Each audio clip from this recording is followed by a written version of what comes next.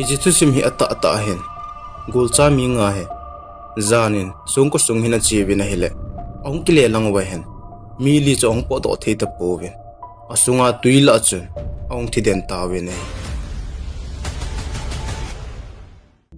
hiji thusu he agas 2005 kum chu hitan loicha nga hen songko mun khana che de ativin am ho jong chun a hin hol tawin na hile vai mountain kiti mul gim nei ta khat mun khat cho hin mutawin hi cha chi ding chun a ki ho tawin nei hi chi mola songko sung he ana gim nei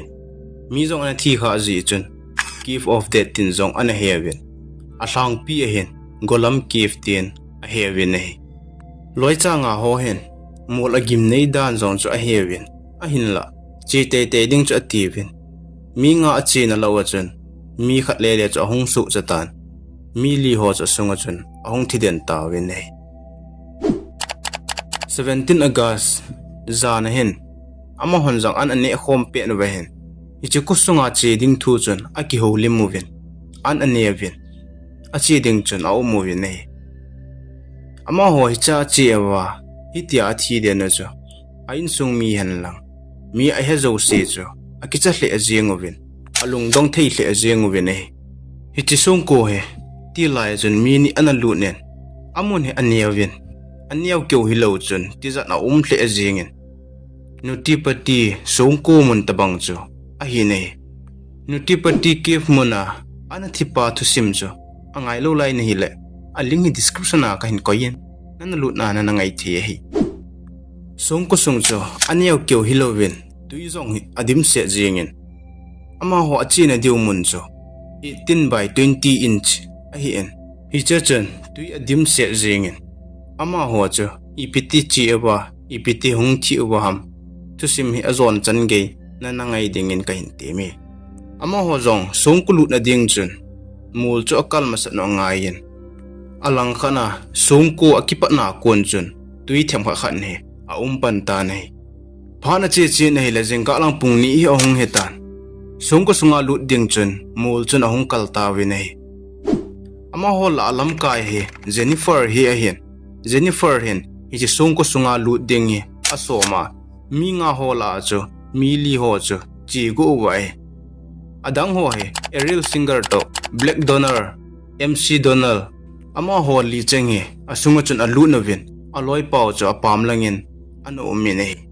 ama ho zong amun athunu wa chun jingka hu ahungwa ading chu anga awin me ekitivin a ta wen nei phana chi nei le pungli ahung heta ama ho zong chu songko sunga lu de ti ta wen nei ichi songko sung chu aniawin aniaw ji chun hon wa chun achi lu thei po wen khat khana ki hla ading chun amu wen ama sa pen chun Jennifer chu alut tan aloi ho thum chu anung nung chun achi wen nei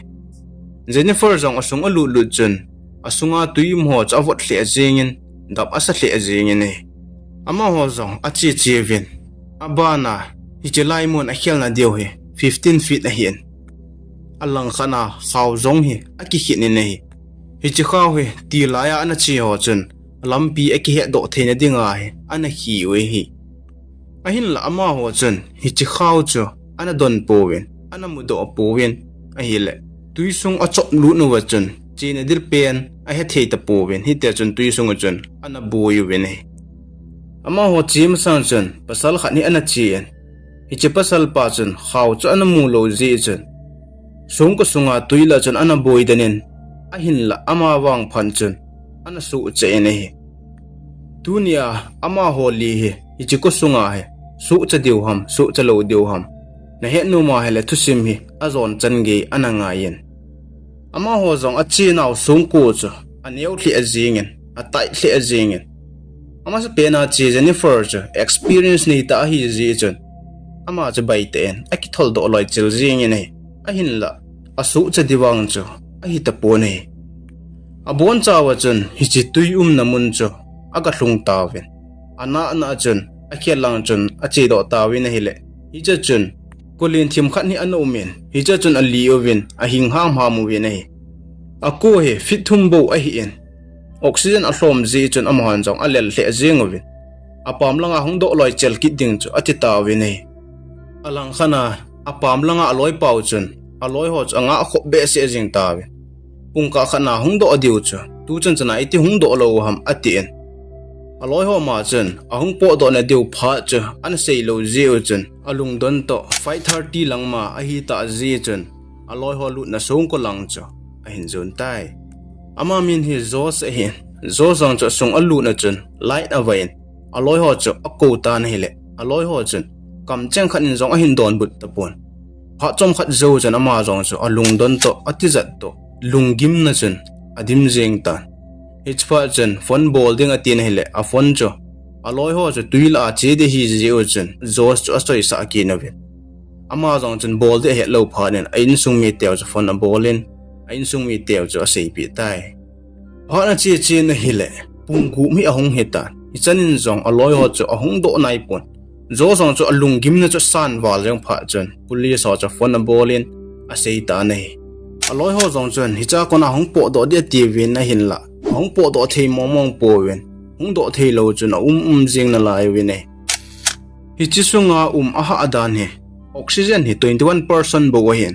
nitrogen hi 70% na hin alang khana tui zong cho a iti a kang thei lo itia cho ki veiden hi ji chun so ho zong cho amul the thuin angot hle ta bangin o men ti za cho o men ama ho ding chun ki ne na cho a mong po ne ama ho zong a ki ge aloven hi cha hi um wa hele i ho dinga he koi hin mala a hi chlai sunga I thi den diu he hi chi a hi chi sunga ko nai po do ding ngai tu ding he ten a gi ho ta we nei ama ho zong apam langa apo do diu zong le songko neu je chun khat na akila ki no changa yen ama sa pen chun Jennifer chu achi kitan Jennifer chun khaw chu amupon khaw chu mu hen lang hile bailam cha chu khawa ko na cha pam lang chan chu po do the hin ahin la khaw mu lo je chun a hai zo ta pon a khon na chana ma cha sunga chun athi den tai aloi ho zong chun Jennifer cha pam la po do a hitan ti ativin khat chu chi kitan hile Jennifer bong chun tui sunga chun athi den kitane apam langa in sungmi te zong chun hi cholo hi uma hileo a hu saw jang ki zate in ti ativin a in sungmi te chun a hung po do diu chu mit hlipumin anga tho jeng vene ama ho loi zong chu khat chun a hung ta win hi le hi cha chun athi thi yeng ta we nei hi cha chun rescue tho team khat zong a hung ta we asunga tui adim jeng ji chun ama ho chun pai len ta khani a jang win tui chu a chop do sa ta we ni mi zo sen hi chi song ko sung a gim nei dan chu a hesu ke wen a hing ding in zong ata san ta pu we nei rescue ho zong chun songko sunga oxygen a hlom dan chu a heuven ama ho zong chun oxygen gas e a sunga chun a thla ta win he a ji chu a hin khaw wa hele hi chi oxygen a kona chu hin na thiam khat anei be na di wa chu a thla o he a sunga tuyum se chu ala do chai wa chun ama ho zong a sung chun aga lut ta win hele mi li ho chu a thisan aga mu ta win he ama ho zong chu apam langin a hung ki na vin ain sungmi te kom chun a sei ta win hile ata san po wi Jennifer apa chun Jennifer he dancer khana hi chu tilawa model khat zong hi ama athi he anu the mo he aji chu a upa chapa he to aki dei se aki chen sa go in hitia a upa chapa hen sungko sunga apuya athi sa kholo a hi tai tin a sei ta ni alang khana MC Donald zong he anu ta hin bo achiang khomen ama thi a konen anu cho chang sen ahong cheng ta ne hitia ama holi athi u cho mun tin gam tin chun a hin heta wen ati oja thei hle jeng wen government chun hichlai sung ko cho a kha ta wen icha kon chun koim cha jong achi thei ta pon alu thei ta po wen ne aji chu ama ho banga mi athi be kitlo na dinga cho a kha wei tai